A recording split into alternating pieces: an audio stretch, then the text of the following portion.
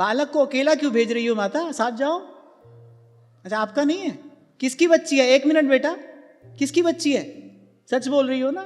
ऐसे बच्ची को अकेला मत लेके छोड़ो भाई बाहर, क्योंकि भाई हमारे साथ ऐसी घटना घटी है। शंभू जी हंस रहे हैं। दिल्ली इस्कॉन में कथा हो रही थी। अच्छा तब हम थोड़े और ज्यादा कड़क थे। अब दिल्ली इस्कॉन में कथा हो रही थी, ऐसी प्रसंग चल रहा था, एकाएक बच्चे का स्वर। अब वो जो उसकी मैया थी, नहीं मेरा नहीं है,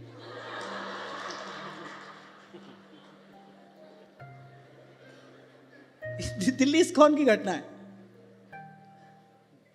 अब मैंने एकदम से पूछा कौन है, तो वो बेचारी एकदम यूं, अरे मैंने कहा बालक की मैया कोई तो होगी यहां। तो जो उसकी मैया बगल में बैठी बोली नहीं नहीं मेरा नहीं है। वो तो फिर आस पड़ोस वालों ने समाधान किया, कोई बात नहीं महाराज जी कुछ नहीं कहेंगे, उठो जाओ बाहर।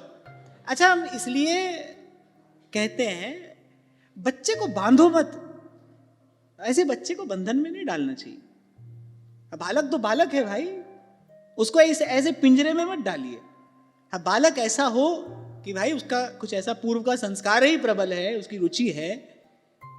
ऐसे बहुत बालक हैं हमारे वृंदावन सत्संग में, आप आकर देखिए, छोटे छोटे बच्चे काउंटर लेकर बैठते हैं, कथा श्रवण करते हैं। कभी कभी तो मुझे बड़ा आश्चर्य होता है, क्योंकि इतना गंभीर विषय है, श्रीमद् भागवत की इतनी गहन गंभीर चर्चा वहां पर चल रही है विगत 1.5-2 वर्ष से। तो अब मुझे लगता है छोटे छोटे बच्चे क्या सुनते हैं, क्या समझते हैं। अच्छा महाराज जी, एक बालक है, आराम से ही कथा श्रवण कर रहा है, वो छोटी सी उसकी अवस्था है।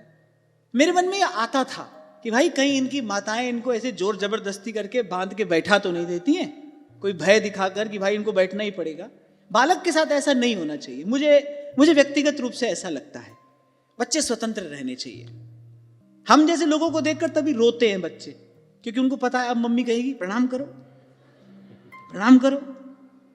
अरे करो करो, नहीं करो नहीं करो, कोई बात नहीं, बालक है, भगवान का रूप है। तो बालक कथा सुनता था, मुझे लगता था भाई इसको कुछ समझ आता होगा।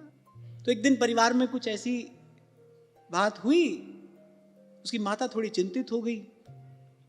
नन्हा सा बालक अपनी माता से कहता है, अरे इतने समय से सत्संग सुन रही हो, क्या शरीर संसार की चिंता में लगी हो? छोटा सा बालक, कहा ना होई सत्संग ते, देखो तिल और तेल। वाह, सत्संग की महिमा है।